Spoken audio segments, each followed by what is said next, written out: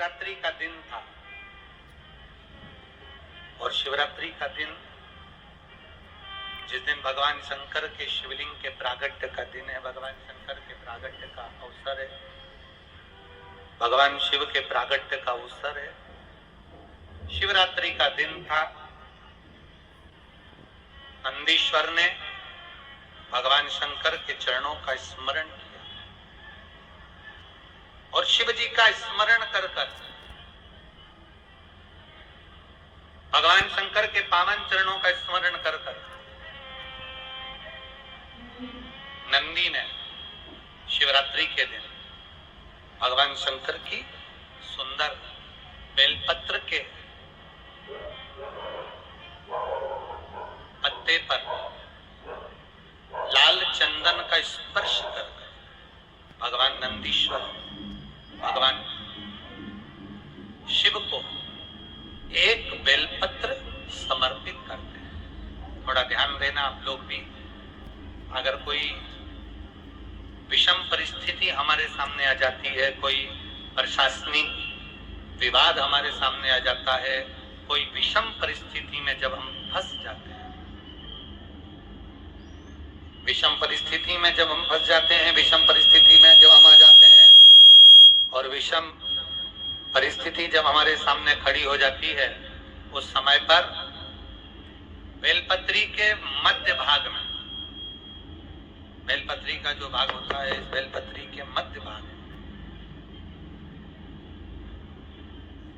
लाल चंदन का एक थोड़ा सा भाग लाल चंदन का लगाकर देखो। रोली कंकु अलग होता है और लाल चंदन अलग होता है।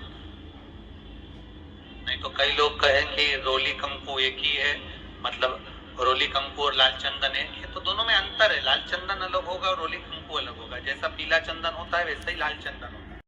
भगवान शंकर का मित्र भी है नंदी, भगवान शंकर का गुरु भी है नंदी, भगवान शंकर का शिष्य भी है नंदी, भगवान शंकर का गण भी है नंदी, भगवान शंकर का वाहन भी है नंदी, भगवान शंकर का अवतार भी है नंदी, भगवान शंकर का पुत्र भी है नंदी।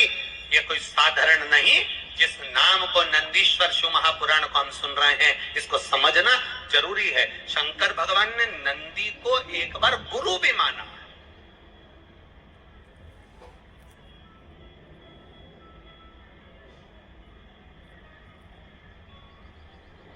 एक बार नंदी को गुरु मान लिया भगवान।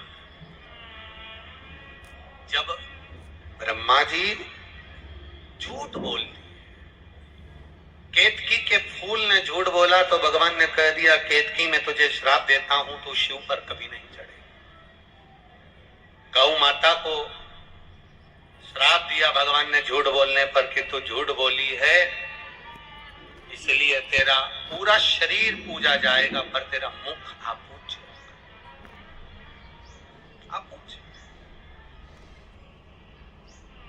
अब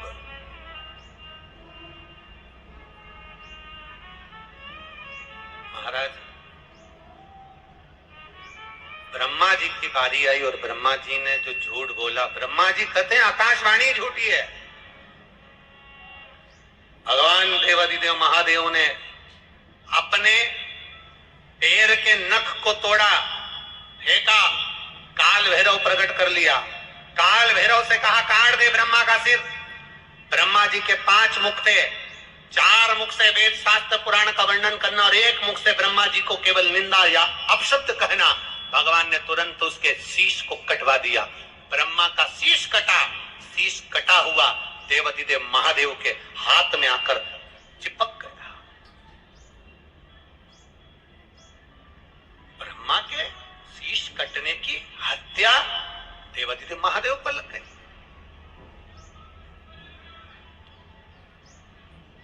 कपाल लग गया हाथ से,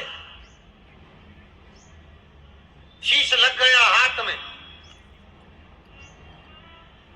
और जब शीश हाथ में लगा, भगवान देवादिदेव महादेव कई भाई गंगा महारानी से कहे, गंगा ये मेरे हाथ में जो शीश चिपका है, ब्रह्मा जी का जो ये माथा मेरे हाथ में कपाल चिपक गया, ये निकलेगा कैसे? गंगा जी बोली प्रभु आपका सारा पुण्य मैंने दे दिया, इसके बाद भी ये कपाल नहीं छूटा। सारे पुण्य एकत्रित करे गए पर वो कपाल नहीं छूटा।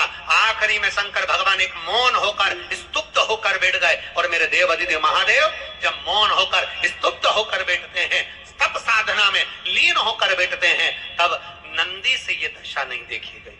भगवान देव की ये दशा नंदीश्वर से नहीं देखी गई। और नंदीश्वर को लगा कि मेरे प्रभु मौन होकर बैठ गए, ये हाथ में कपाल लगा हुआ है, कपाल हाथ में लगा, और मेरे महादेव एकदम मौन होकर बैठे हुए, आखिर बात क्या है?